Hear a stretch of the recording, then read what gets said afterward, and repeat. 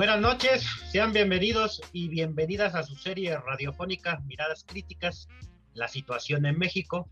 Un gusto estar de nuevo con ustedes y en esta ocasión, hoy 1 de marzo, en este tercer programa de inicio de temporada 2022, les presentamos el programa titulado Derogar las leyes neoliberales. Conduce su servidor Héctor Cerezo, participan el licenciado Damián Martínez en el bloque de denuncia con el tema Higinio Bustos, preso político del gobierno de Veracruz.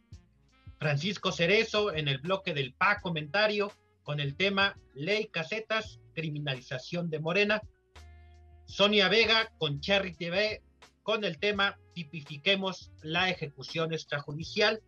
Y en la entrevista Natalia Lara con el tema pronunciamiento de la Asamblea Tlalpan y Coyoacán contra las megaconstrucciones. Sean bienvenidos todos ustedes, todas las que nos están escuchando en este programa. Como siempre, un gusto compartir con ustedes. Pueden compartir el programa en las redes sociales, pueden escribir de dónde nos están escuchando, en qué estado de la República, por qué red social. Recuerden que los viernes a las 12 del día por YouTube se transmite este programa. También es una nueva opción que tenemos por si no pueden ver en vivo este programa o por si quieren ver el programa un poco editado para que se vea mucho más bonito. Aprovechen esta promoción porque no vaya a ser que también como ART nos saquen de todo el espectro occidental. Y bueno, pues vamos a iniciar con el intro para la participación del abogado.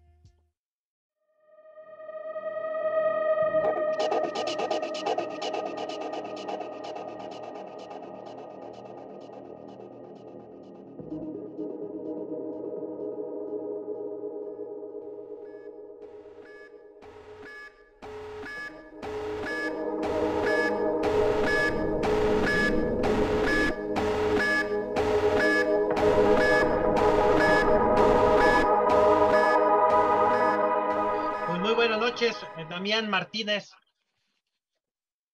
Buenas noches. Pues un gusto y gracias por aceptar la invitación. Alguna gente ya te conoce como el defensor de los presos políticos del Frente Nacional de Lucha por el Socialismo. También tú eres integrante del Frente Nacional de Lucha por el Socialismo. Y en esta ocasión te invitamos a participar para que nos actualices y para la gente que no conoce pueda saber la situación jurídica de Higinio Bustos Navarro, indígena preso en las Huastecas, preso en el estado de Veracruz. Cuéntanos, Damián, un poquito, pues para la audiencia que no conoce el caso, pues quién es, desde qué año está preso, cuál es su situación jurídica. Buenas noches a los seguidores de esta transmisión a través de las redes sociales. Buenas noches a Cusco Radio y al Comité Cerezo México que me permite darles esta información respecto al preso Higinio Bustos Navarro. Higinio fue detenido el 3 de mayo del 2021 por hechos ocurridos el 31 de enero del 2008. Véase la distancia en tiempo. En un primer momento, lo reclama la PGR, la Procuraduría General de la República. Le arma una averiguación previa con 3 tomos. La PGR le solicita la orden de aprehensión al Poder Judicial de la Federación con sede en Tuxpan, Veracruz. El juez federal niega esta orden de aprehensión, desde luego porque no encontró argumentos sólidos, fuera de toda duda razonable de que Higinio haya sido uno de los responsables de un homicidio ese 31 de enero del 2008. Y le solicita, el juez federal le solicita a la PGR que turnen la orden de aprehensión al Poder Judicial del Estado de Veracruz, correspondiéndole al juzgado mixto de primera instancia de Tantoyuca emitir esa orden de aprehensión. Se tardaron un poco de tiempo, vamos, siendo que Higinio Bustos Navarro, como militante del Frente Nacional de Lucha por el Socialismo, FNLS, nunca dejó de realizar actividades propias de esa organización de manera pública. Entonces, hasta el 3 de mayo del 2021 fue que lo detienen. En aquel tiempo, el agente del Ministerio Público integró un señal entre la averiguación previa, porque se integró como averiguación previa esta carpeta de investigación, con solamente un señalamiento directo de un testigo presencial de los hechos ocurridos el 31 de enero, cierto, pero que cambió su versión en 4 ocasiones. El 31 de enero del 2008, el testigo dijo que no tenía sospechas porque mataron a su hijo, mucho menos quienes lo habían realizado, porque aunque vio o presenció la acción, las personas que llegaron a ultimar al muchacho, al occiso, a la víctima, iban cubiertos del rostro. Eso fue el 31 de enero. El 28 de febrero de ese 2008, nuevamente, este testigo presencial ratifica la primera versión. No conoció a los que perpetraron el hecho y tampoco sabía, o sea, ignoraba los motivos por el que haya ultimado a esta persona. El 4 de marzo del 2008, el testigo presencial fue llevado. Así lo manifestó el 25 de agosto del 2021, que fueron por él a donde vivía y lo llevaron a las oficinas de la PGR en el entonces Distrito Federal. Ahí ya declaró que sospechaba que uno de los responsables del hecho delictivo era Felipe. Felipe que vive o vivía en aquel tiempo, en 2008, en la localidad de Tecomaxochitl, municipio de Chincontepec de Tejeda, del estado de Veracruz. Nótese que ya cambió las 2 anteriores declaraciones con la tercera, del 4 de marzo. El 11 de noviembre del 2010, este testigo presencial nuevamente declara ante en la oficina de la PGR que Felipe en realidad era Higinio Bustos Navarro. ¿Sí? Entonces, que Higinio Bustos Navarro tenía ese alias de Felipe, pero también aclaró que Higinio vivía es pues de la localidad de Tepecintla, municipio de Huautla, del estado de Hidalgo. Entonces, es por ese señalamiento último, completamente diferente a los 3 anteriores, como el juez mixto de primera instancia de Tantoyuca obsequia la orden de aprehensión que fue ejecutada el 3 de mayo del 2021. ¿Sí? Se interpuso un amparo indirecto,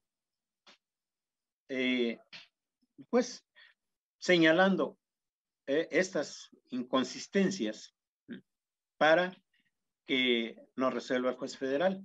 El día 4 de febrero de este 2022, se realizó la audiencia constitucional después de diferirla varias veces, y es el momento, que estamos a 1 de marzo, que no ha resuelto el juez federal del 8º de distrito con sede en Tuxpan de Rodríguez, Veracruz. Cabe hacer mención que el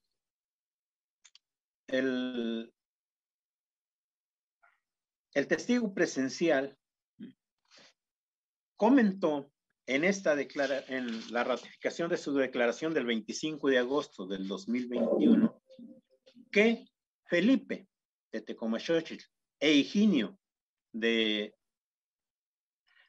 Tepezintla eran personas diferentes. No es la misma persona, ¿sí? Entonces, Higinio es una persona y Felipe es otra. La otra, otro dato que dio este testigo presencial el 25 de agosto del 2021, que lo llevaron una sola ocasión a la PGR, a México, pero en actuaciones de la averiguación previa aparecen 2 declaraciones, una del 4 de marzo y otra del 2008, 4 de marzo del 2008 y otra del 11 de noviembre del 2010. Entonces, son inconsistencias que, pues, son muy visibles, pues. Entonces, esa es una de las cuestiones que estamos pugnando porque se haga valer en el amparo indirecto ya presentado. Bien, pues gracias por esta información. Para la audiencia les decimos que es pues, un caso de un preso por motivos políticos, integrante del Frente Nacional de Lucha por el Socialismo, que lo están acusando de un hecho de hace 13 años, ¿no? 14 años. Así es. 14 años, que inclusive ya leyendo el expediente retoman cosas de hace 20 años, cuando nosotros nos detuvieron en esos expedientes.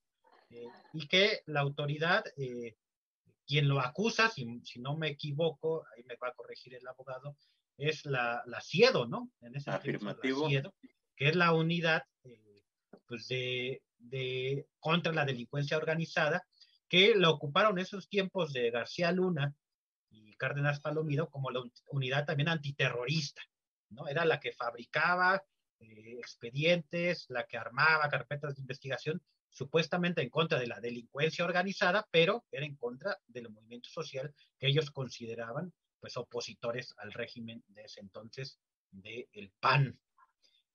Hay con base al análisis jurídico, ¿qué esperan la resolución del amparo indirecto?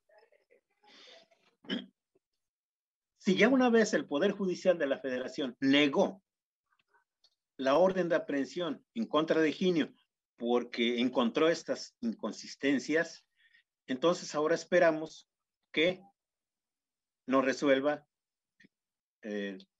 pues, dictando una libertad para Higinio, porque pues no es él. O sea, dentro de la averiguación previa, nada más es el único señalamiento que realizan y además con esta cadena de inconsistencias. Esperamos una resolución favorable para Higinio Bustos Navarro. Sí, pues nada más recordarle a la audiencia para ir finalizando este bloque que pues Higinio es de los pues últimos, bueno, es el último preso político del Frente Nacional de Lucha por el Socialismo en estos tiempos de la Cuarta T. Recordemos que estuvo Armando, Venturino, Asunción, Javier en el estado de Chiapas, el profesor Leobardo en el estado de Michoacán, que salieron libres, ¿no? Que se demostró que la detención fue motivada por cuestiones políticas. Higinio, otro, pues digamos, un hombre indígena, pues con una larga trayectoria en la militancia en el Frente Nacional de Lucha por el Socialismo, y que hoy se enfrenta a un estado de Veracruz que pues ya le acaban de corregir la plana, ¿no? La Suprema Corte de Justicia diciendo que ese delito de ultraje a la autoridad, pues es anticonstitucional. Pues no sé, algunas palabras finales, licenciado, para la audiencia. Pues agradecerles la atención que hayan prestado a este bloque, sobre todo, pero también a todo el programa, porque aquí es donde se analizan las cuestiones que no se analizan en otros canales. Muchas gracias. No, pues al contrario, pues un saludo al licenciado Damián Martínez, integrante del Frente Nacional de Lucha por el Socialismo, también ahí en la región de las Huastecas, que han estado pues activos, hicieron un plantón no tiene ni un mes, creo que hicieron un plantón, y pues que están en permanente campaña por la libertad de los presos políticos en el país y la presentación con vida de los detenidos desaparecidos. Pues muchas gracias, y pues sin más, vámonos al intro del PA Comentario.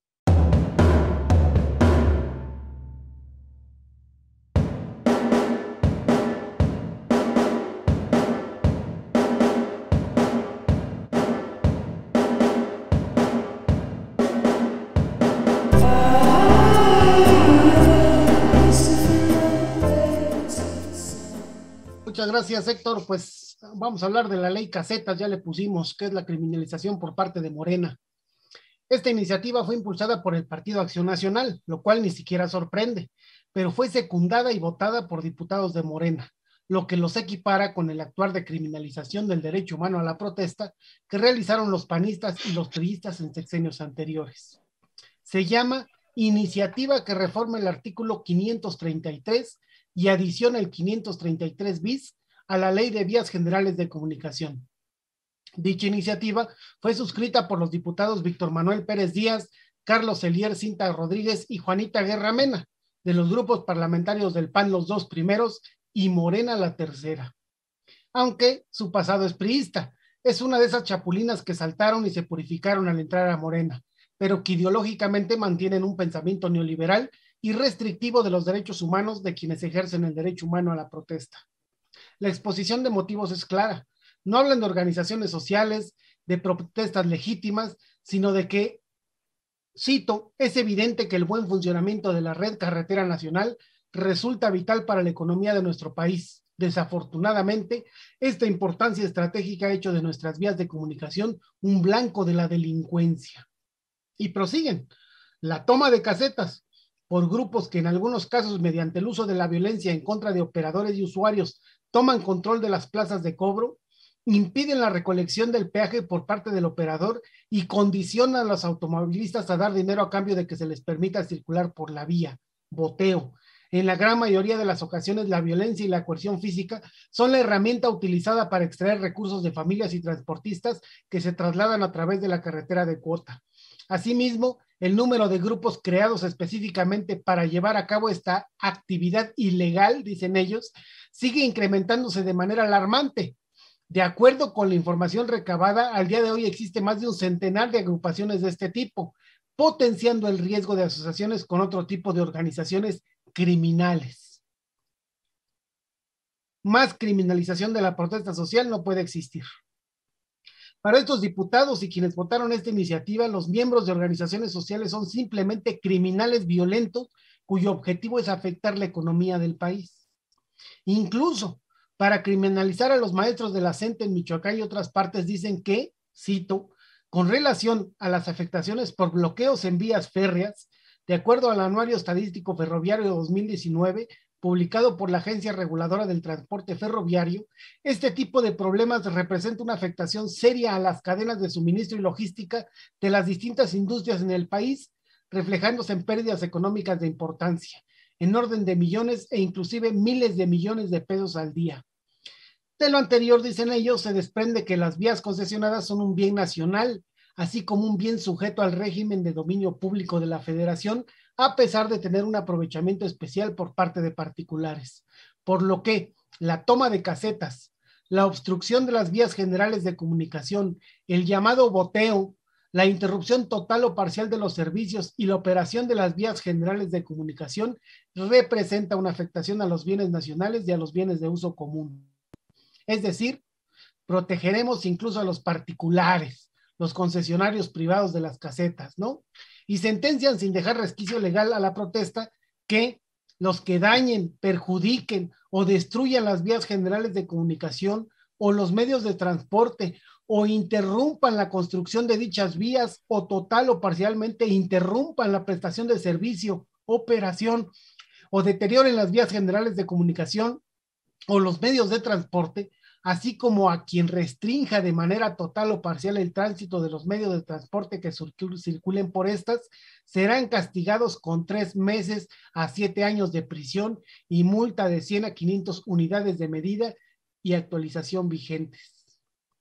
Y todavía ponen el artículo 533 bis, dice que a quienes en el ejercicio de la conducta establecida en el artículo anterior obtengan un lucro, impidan el cobro o condicionen de manera total o parcial el tránsito de los medios de transporte que circulen en vías generales de comunicación, serán sancionados con 6 meses a 7 años de prisión y multa de 750,000 unidades de medida y actualización vigentes. Por lo tanto, le decimos a los diputados de Morena que votaron esta ley que se comportan igual que Peña Nieto y Calderón, con leyes que violan el derecho humano a la protesta, que incluyen entre sus acciones la toma de edificios públicos, bienes nacionales y a los bienes de uso común, como dijeran estos diputados. Por lo tanto, exigimos la abrogación de esta aberrante ley y de paso su renuncia por represivos, insensibles y prianistas neoliberales. Muchas gracias, Héctor. Pues gracias a ti, Francisco. Ahí tenemos una de las leyes que hay que quitar, que no deberían que haber existido jamás de los jamases, pero que está vigente. Ya ni siquiera pueden alzar las plumas, ¿no? Y dejar pasar a los automóviles libremente, ya ni siquiera pedirles dinero, sino con el simple hecho de dejarlos pasar, pues ya se configura un delito, ¿no? Y ahí está la Guardia Nacional defendiendo a los concesionarios privados, y por eso pues, se han dado o se dio el enfrentamiento con los normalistas de Ayotzinapa.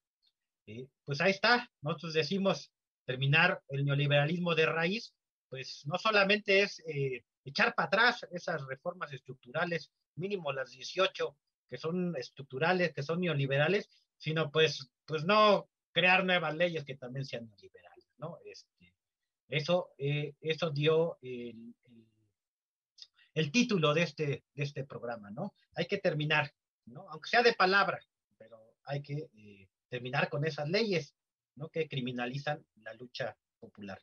Bien, vámonos a un breve corte. Vamos a también mandar saludos a quienes nos escuchan en Chiapas, en Puebla, en Ciudad de México, en Veracruz, en Guatemala. Y pues síganos escribiéndonos, pregúntenos. Nos están pidiendo algunos compañeros y compañeras que hagamos un programa especial sobre Ucrania. Vamos a ver si lo podemos hacer. Y bueno, regresamos.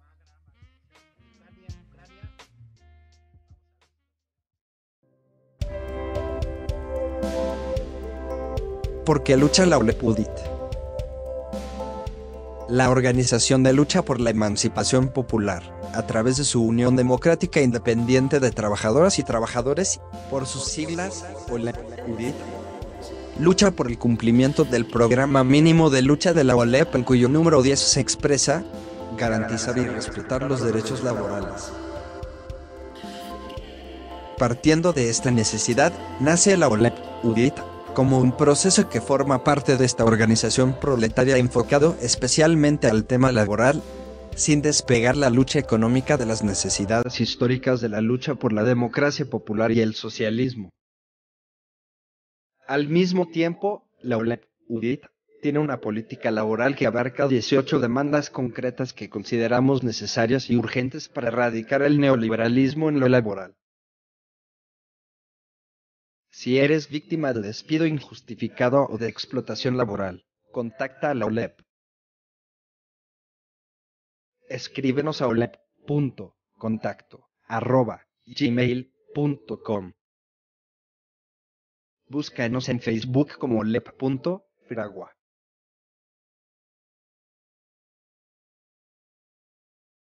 Juntos, defendamos nuestros derechos.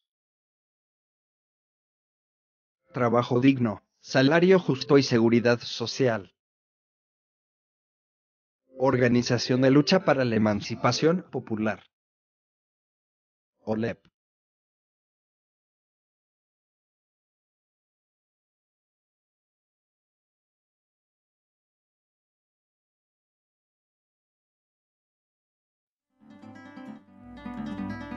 Ajusco Radio, radio comunitaria.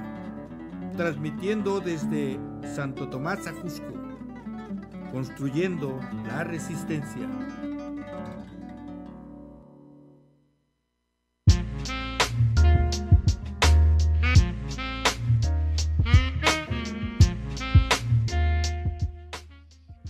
Estamos de regreso. Buenas noches a quienes se están incorporando, o buenos días, buenas tardes, si ven la transmisión en otro momento del día. Vámonos con el tercer bloque, con esta producción quincenal de Cherry TV. Acá hay un tema interesante porque está la discusión de reformar, de cambiar la ley de protección a personas defensoras y periodistas, hoy una ley federal del año 2012, y incluso Secretaría de Gobernación está haciendo foros, hicieron en Oaxaca, están haciendo ahorita en Sonora otro foro de consulta, que bueno, eso sería el tema de otro programa porque hay muchas posiciones de las diferentes organizaciones, pero nosotros creemos, y es importante, un aspecto que vamos a mencionar con la ayuda de la cápsula de Cherry TV. Vamos al intro e inmediatamente iniciamos.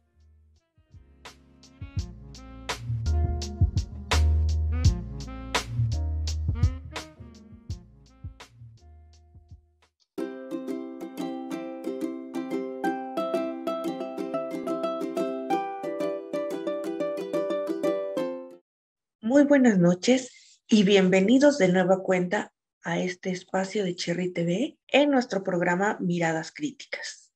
El día de hoy vamos a tratar el tema de la tipificación de la ejecución extrajudicial. Desde el gobierno federal por fin llegaron a la conclusión de que tras 10 años de la entrada en vigor es imprescindible revisar y reformar la Ley Federal para la Protección de Personas Defensoras de Derechos Humanos y Periodistas. Y vaya, podríamos aplaudir este hecho si no se hubieran tardado más de 3 años en arribar a dicha conclusión. Pero por ahí dicen que más vale tarde que nunca.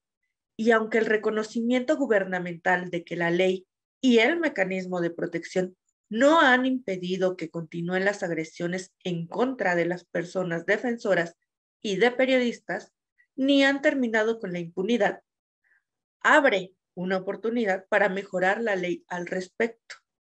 Es justo decir también que este reconocimiento no ha sido por obra y gracia, y solo por la buena voluntad de los funcionarios gubernamentales, sino por la constante lucha y demanda de las organizaciones de derechos humanos y de periodistas. Las organizaciones de derechos humanos, Comité Cerezo México y ACUDE, Acción Urgente para Defensores de Derechos Humanos, han documentado año con año desde el 2011 en informes públicos las diferentes violaciones a los derechos humanos que comete el Estado mexicano en contra de las personas defensoras. Ejemplo de esta documentación es el último informe sobre ejecuciones extrajudiciales cometidas en el 2021, el cual señala que en el tercer año del presidente Andrés Manuel López Obrador, 25 personas defensoras de derechos humanos fueron víctimas de ejecución extrajudicial, 8 más respecto al segundo año, pero muy lejos todavía de las 41 que dejó el último año de Peña Nieto. El costo político de las ejecuciones extrajudiciales en contra de activistas y periodistas por fin ha hecho mella en el gobierno de la 4T, de la cuarta T, y por ello se abre la oportunidad de plantear, como lo venimos haciendo desde hace 11 años, la necesidad de transformar la ley federal vigente en una ley general y con ello también el poder tipificar las graves violaciones a los derechos humanos que aún no están incluidas en las leyes mexicanas. Una de las graves violaciones a los derechos humanos que no está tipificada como tal en las leyes mexicanas es precisamente la ejecución extrajudicial. Pero, ¿qué es exactamente la ejecución extrajudicial? En el ámbito internacional de los derechos humanos, la ONU nos dice que una ejecución extrajudicial ocurre cuando miembros del Estado, por comisión o por aquiescencia, es decir, cuando mandatan a particulares, cometen una privación ilegítima de la vida. Por tanto, se define como un homicidio doloso perpetrado o consentido por personas cuya ilegítima actuación se apoya de manera inmediata o mediata en las potestades del Estado. Es decir, una ejecución extrajudicial es un homicidio doloso perpetrado por el Estado y, como sabemos, cuando el delito es cometido por personas integrantes o con el apoyo del Estado, también este hecho es una violación a los derechos humanos. Un ejemplo de la tipificación de graves violaciones a los derechos humanos en la ley mexicana es la desaparición forzada y la tortura. Por ello, es necesario que cuando el Estado comete un homicidio doloso, se le llame por su nombre, se le llame como ejecución extrajudicial. Ahora bien, en la Ley General para la Protección de Personas Defensoras de Derechos Humanos y Periodistas, que se está impulsando, estamos proponiendo que, entre otros muchos aspectos, se tipifique la ejecución extrajudicial.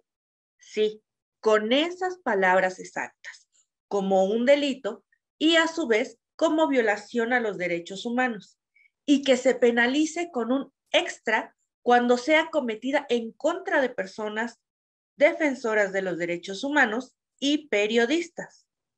El reconocimiento y la tipificación de la ejecución extrajudicial, pensamos, sería un primer paso para que en este tema México tenga verdaderas herramientas jurídicas acorde a los estándares internacionales en materia de derechos humanos, aunque, como también sabemos, las leyes por sí mismas, por muy bien hechas que puedan estar, no son suficientes para terminar con una política de agresiones y hostigamiento por parte del Estado. Se necesita desde el gobierno federal una verdadera voluntad política, no solo para dejar de reprimir o agredir, sino también para impedir que funcionarios de diferentes niveles gubernamentales o funcionarios estatales o municipales también lo hagan. Es decir, se necesita acabar con la impunidad existente. La investigación y la sanción a los responsables de las graves violaciones a los derechos humanos en contra de personas que por defender derechos han sido víctimas está ligado al derecho a la justicia, al derecho a la verdad, derechos que el Estado tiene la obligación de garantizar a toda su población.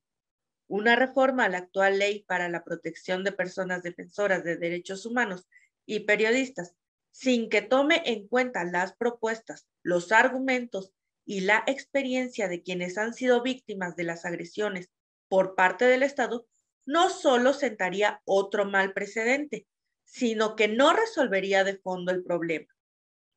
Terminar con el neoliberalismo no solo es derogar o cambiar las leyes que se hicieron al amparo y al beneficio de este, sino también es crear leyes a favor del pueblo y de quienes están luchando por las mejores condiciones de vida, de quienes están luchando en contra de las empresas neoliberales, impulsoras de una mayor explotación y saqueo del país. Gracias por acompañarnos en esta sección y muy buenas noches.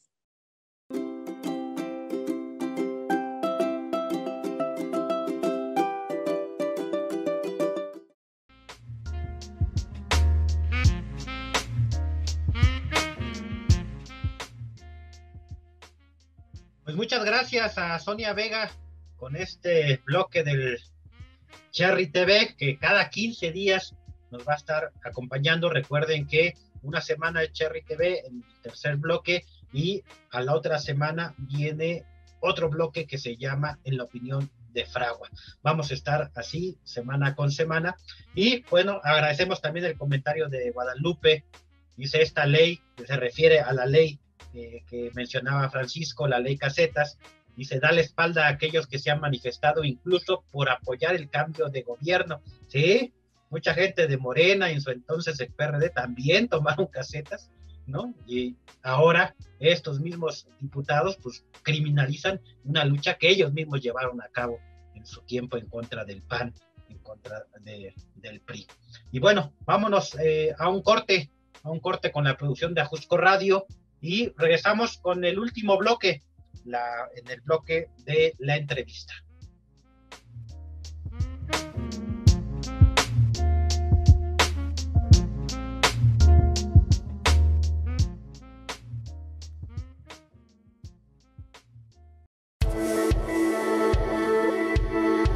Comité Cerezo México, integrante de la Red Nacional de Organismos Civiles de Derechos Humanos. Organización de Derechos Humanos que surgió en 2001, ha desarrollado y brindado diferentes cursos de capacitación en materia de seguridad para defensores de derechos humanos desde el año 2007. Viéndose necesaria la figura legal, surge ACUDE, Acción Urgente para los Defensores de los Derechos Humanos, organización de la sociedad civil fundada en 2010 por la Organización de Derechos Humanos Comité Cerezo México. ACUDE construye ya una base de datos especializada en agresiones a defensores de derechos humanos y aporta elementos para el desarrollo de mecanismos y herramientas que permiten la defensa, protección y seguridad de los defensores de derechos humanos. ACUDE contribuye a la construcción de redes entre las organizaciones de derechos humanos y sociales en materia de prevención de los riesgos de los defensores, que permitan una reacción anticipada y eficaz. Si eres defensor de derechos humanos y necesitas defensa, acude con ACUDE. acude@gmail.com. ACUDE. ACUDE. Acción urgente para los defensores de los derechos humanos.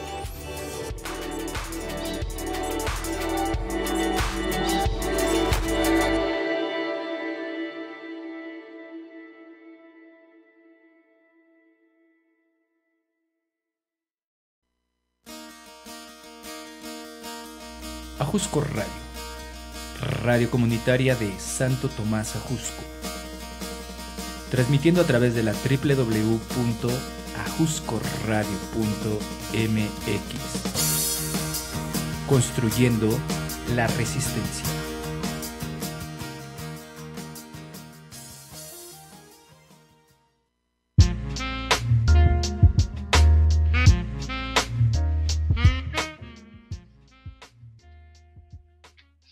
Bien, regresamos con este cuarto bloque de la entrevista.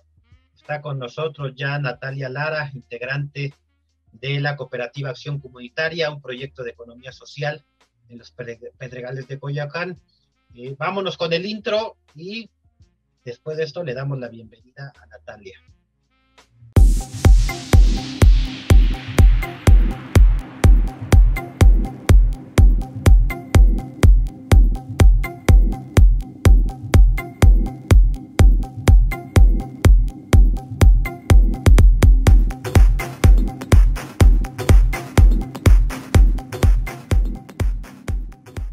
Muy buenas noches, Natalia. Buenas noches, muchas gracias por el espacio, por la invitación y bueno, por aquí, por la conversación. No, pues al contrario, estamos contentos de escucharte, de verte y sobre todo que pues puedas comunicarle a la audiencia pues el contexto de este pronunciamiento de la Asamblea de Tlalpan. Coyoacán. Vimos que ayer, si mal no me equivoco, bueno, hoy hubo un bloqueo ahí en Calzada de Tlalpan, pero danos un poquito de contextos para la gente que no sabe sobre el proyecto Azteca, ¿no? Que no sabe qué es.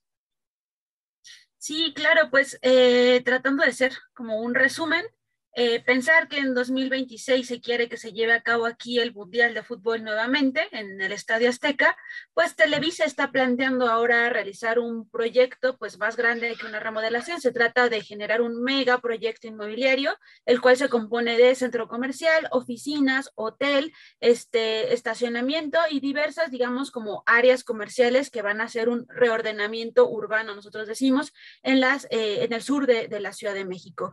Entonces, pues Prácticamente el gobierno de la ciudad ha estado gestionando los permisos para que pueda empezar la construcción de este megaproyecto que pues va a radicar, digamos, en cambiar, ¿no? Pues la forma de vida de las personas que vivimos en los Pedregales de Coyoacán, y pues en ese sentido, pues nosotros nos hemos estado dando cuenta cuáles son los servicios que van a estar, pues, digamos, pues más impactados, y sobre todo, pues, qué es lo que nos va a afectar en primer momento. Pero digamos que lo último que les falta, el último eslabón que les falta para empezar la construcción de este nuevo megaproyecto es una consulta que le hacen llamar una consulta vecinal, que nosotros le llamamos consulta empresarial.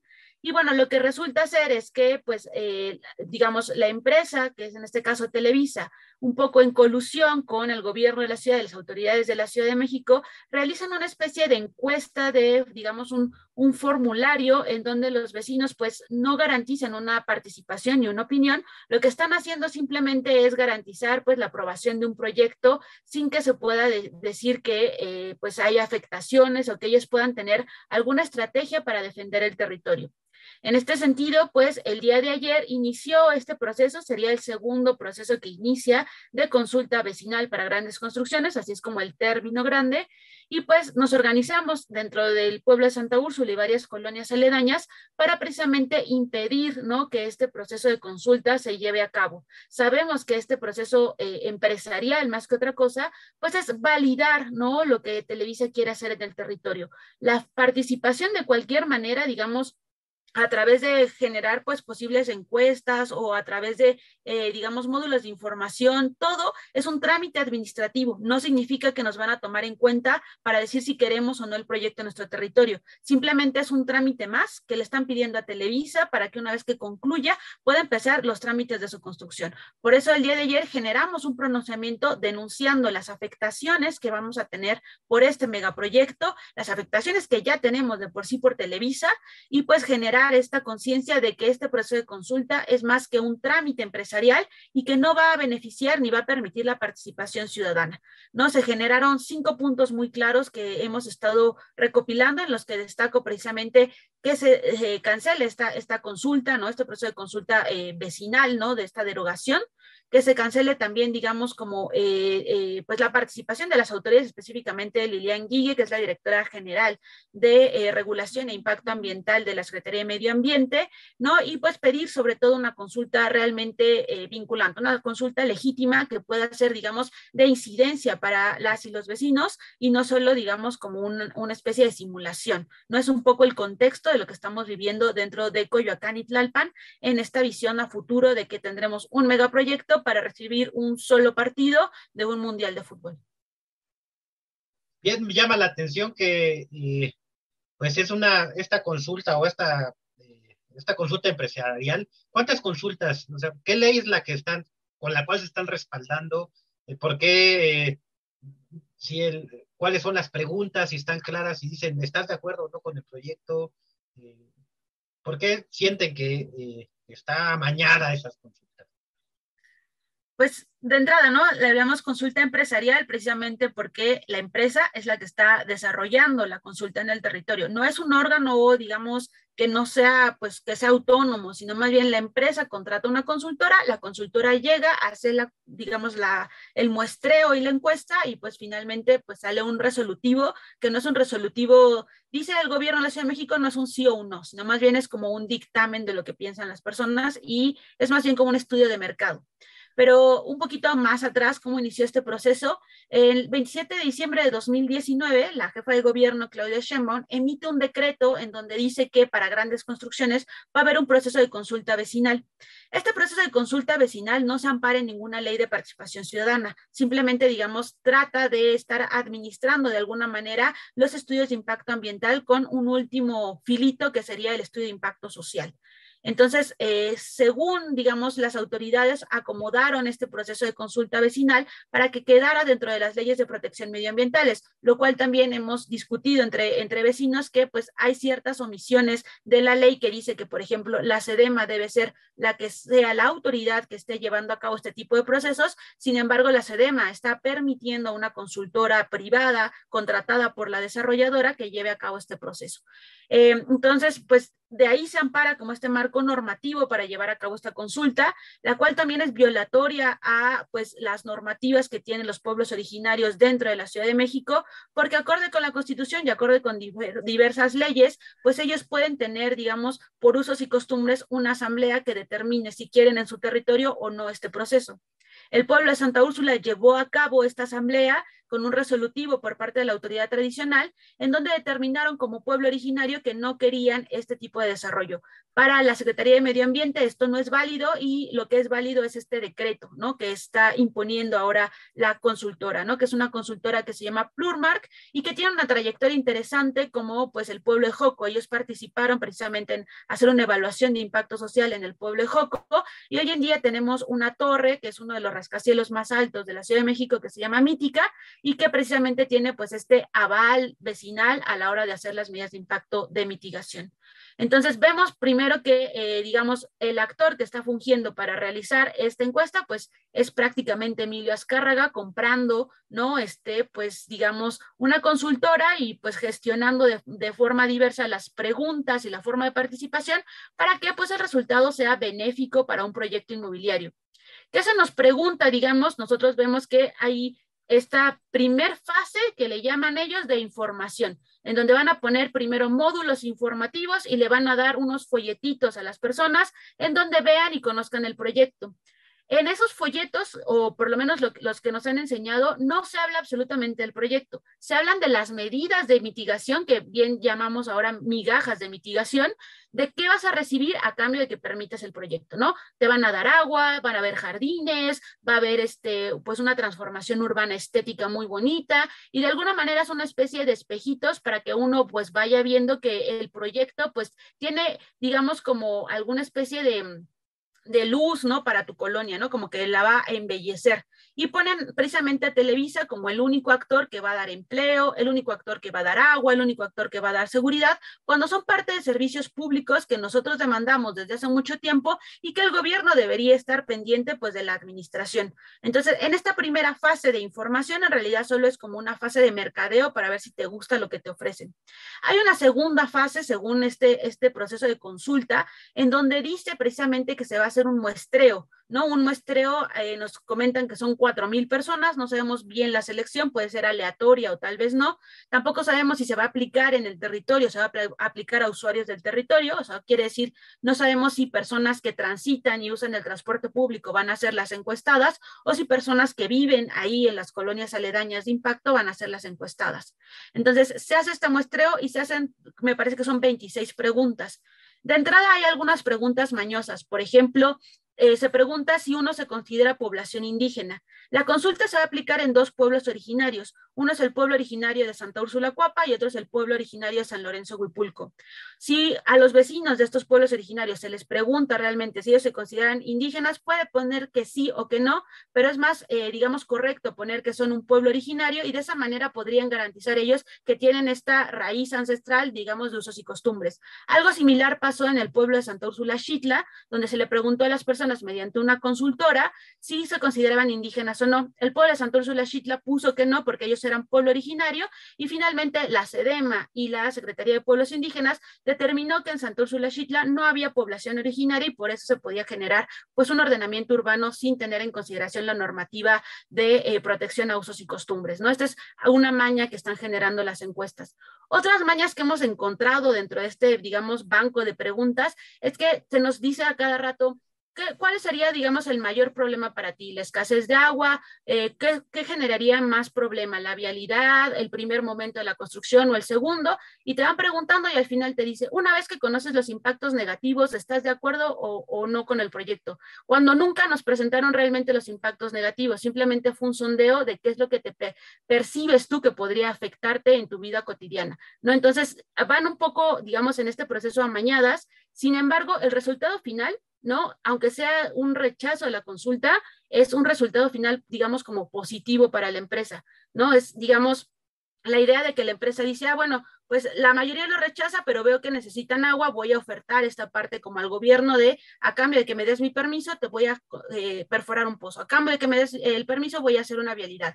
Una ciclovía, por ejemplo, es lo que se propone en una de las calles más transitadas. Entonces son migajas de mitigación y que finalmente la empresa en cualquier momento con la mano en la cintura puede decir, esto le corresponde a la Ciudad de México, no nos corresponde a nosotros como empresa privada, y no llevar a cabo las medidas de mitigación que supuestamente se estuvieron, digamos, negociando en este proceso de consulta. Entonces sí vemos que hay una desventaja muy grande de parte de los vecinos que no conocen este proceso, que han sido también engañados, muchos de ellos participaron en mesas de trabajo pensando que iban a poder tener incidencia en la construcción del banco de preguntas para saber si podían ver en su territorio pues un poco la defensa, pero pues finalmente pues participaron y avalaron el proceso pensando que ellos estaban luchando y defendiendo el territorio. Entonces también esta parte de querer participar, de hacer este proceso de incidencia, ha salido contraproducente para, pues digamos, estrategias de defensa de territorio, ¿no? Y es como parte de todas estas mañas que tiene Televisa y las autoridades del gobierno de la Ciudad de México para, pues, estar aprobando un megaproyecto de este tipo que, pues, trae una inversión financiera, pues, mundial, ¿no? Con esta idea de un marketing a través de este deporte que es el fútbol. ¿Y qué dice Claudia Sheinbaum? ¿Ha declarado algo el mismo presidente Obrador sobre el tema? Pues digamos a nivel nacional, el presidente Obrador me parece que no ha emitido como una declaración, o por lo menos yo no he escuchado una declaración tal cual. Lo único que en algún momento dijo es que cuando él fue jefe de gobierno había impedido que un predio en Prolongación División del Norte fuera un centro comercial porque pues necesitaba ese espacio como equipamiento deportivo para pues permitir pues la filtración de agua y la recarga de acuíferos. Hoy ese predio que él dijo que había protegido de alguna manera su valor ambiental, pues es precisamente uno de los predios que van a ser transformados para construir este megadesarrollo, ¿no? Entonces, pues es ahí, digamos, como un pequeño guiño a lo que podríamos pensar a nivel nacional o federal, de que se está hablando de este proyecto conjunto Estadio Azteca que se llama. La jefa de gobierno sí ha hecho como varias declaraciones, de hecho, en una manifestación nos organizamos poquitos vecinos y vino aquí a Los Pedregales y desplegamos unas mantas, conseguimos una especie de pronunciamiento en donde ella dice que pues se trata de una consulta, no es una votación sí o no, sino es una consulta para que los vecinos conozcan los beneficios del proyecto, entonces ya sepan si lo quieren realmente o no lo quieren, ¿no? O sea, ha hecho como una especie de estrategia narrativa para pensar que se nos está consultando y para pues más bien convencernos de que el proyecto es benéfico, pero pues en la realidad no está sucediendo de esa manera, ¿no? Ella dijo que se va a comprometer a lo que digan los vecinos, que pues si los vecinos no lo quieren, entonces que no lo va a llevar a cabo. Se han hecho manifestaciones, se han hecho pues 2 cierres de calle en la misma semana, ¿no? Calzada de Tlalpan, que es una avenida grande en la Ciudad de México, se cerró un sábado y se cerró el lunes, ¿no? Durante varias horas. Se han hecho boletines de prensa, pues este tipo de manifestaciones frente a ella, diciendo que hay un rechazo, pues digamos casi unánime de este proyecto y sin embargo eso no es válido para ella, ¿no? Se tiene que hacer un proceso de consulta empresarial donde no está la posibilidad de decir que no quieres el proyecto para que se lleve, digamos, a cabo pues este proceso de discurso de simulación de participación ciudadana y ella determine si lo quieren las personas o no lo quieren. Algo también curioso que ella señala es que pues digamos, no es un sí o un no, ella dice, ¿no? Pero que se le va a poner la información a los vecinos para que la conozcan. A la fecha se pone información, digamos, un poco sesgada. Se nos comentan la parte de las medidas de mitigación, las migajas de mitigación que se ponen muy bonitas, con videos muy alusivos, pero la parte técnica que nosotros hemos estado luchando para que se dé a conocer a los vecinos, acaba de salir apenas el lunes que empezó la consulta y son procesos que tenemos bastante incertidumbre y que la consultora, por ejemplo, no los da a conocer. Cómo se aprobaron estos usos de suelo, cómo se aprobaron estos sistemas de actuación privada para que pudieran llevarse a cabo estos instrumentos urbanos, la cantidad de agua que va a ser utilizada para este proyecto, la cantidad de automóviles que vamos a tener que estar padeciendo, digamos, en estas vialidades que son ya insuficientes para tanto coche, o la cantidad de personas, la cantidad, digamos, de smog que vamos a estar respirando, y estos daños que pueden producir a nuestras viviendas, la perforación de pozos o la construcción construcción tan grande de esta arquitectura que están proponiendo no se ve en la información que nosotros solicitamos, ¿no? Por ejemplo, nadie nos está garantizando, y es una información que no están dando a conocer, si nuestras viviendas o las personas que viven más pegadas al Estadio Azteca van a tener afectaciones a sus propiedades, ¿no? Eso, por ejemplo, no nos han venido a decir si se va a verificar que no hay un daño real a una propiedad. Sin embargo, sí se escudan en decir que, pues, como es un predio privado de Televisa, puede hacer prácticamente lo que quiera en su terreno, pero si afecta a terceros, pues ahí nadie sabe, ¿no? Y esa información no nos las están dando, a pesar de que dicen que nos van a poner, digamos, sobre bandeja todo lo que necesitemos para que, pues, entendamos que es un proyecto benéfico, ¿no? Cuando, pues, lo que estamos viendo es que nos están vendiendo espejitos, ¿no? Están haciendo un estudio de mercado para decir que lo que te hace falta te lo va a dar el proyecto, pero pues a cambio, digamos, de que tu propiedad salga dañada, de que tengas más daños a la salud debido a la cantidad de smog que va a estar, digamos, circulando, y sobre todo, pues que vas a tener menos acceso al agua y mayor saturación de drenaje, que es lo que se puede ver en algunos planos. Sí, más que yo añadiría, ¿no? Porque las medidas de mitigación o las migajas, pues la misma Claudia Sheinbaum la semana pasada, salió una entrevista donde esas empresas han incumplido y deben millones y millones de pesos a la Ciudad de México porque pues no han hecho ni siquiera esas medidas o migajas de mitigación por sobre todo el desarrollo de condominios, ¿no? La infraestructura inmobiliaria, que es la que le ha apostado desgraciadamente la Ciudad de México a ese desarrollo inmobiliario, y pues no hay ninguna garantía, ni siquiera que te den esa migaja, ¿no? O esa medida de mitigación. Para la gente que le gusta el fútbol, pues es bien claro. No es como ir a jugar un partido donde el árbitro está comprado, ¿no? Así es, ¿no? La empresa Televisa tiene otra empresa que va a hacer la encuesta, que no es vinculante, no te preguntan ¿quieres sí o no el proyecto Azteca? Y lo pueden hacer 1, 2, 3, 4 veces, y aún así al final ellos pueden decidir si, junto con el gobierno, si imponer ese proyecto, que es un megaproyecto. Por ahí a lo mejor si alguien comparte los links, donde se ve el mapa, las avenidas, todas las 17 creo que son colonias que se van a afectar. Pero bueno, ¿qué le podrías decir a la gente, Natalia, ya para finalizar? Esa gente que dice, no, es que ustedes se están oponiendo al progreso, ¿no? No quieren que se mejoren las colonias, ¿no? Solamente están protestando los que cobran estacionamientos, ¿no? En los partidos de fútbol, ¿no? ¿Qué le decimos a esa gente que pues a lo mejor lo dice porque repite lo mismo que Televisa dice, ¿no?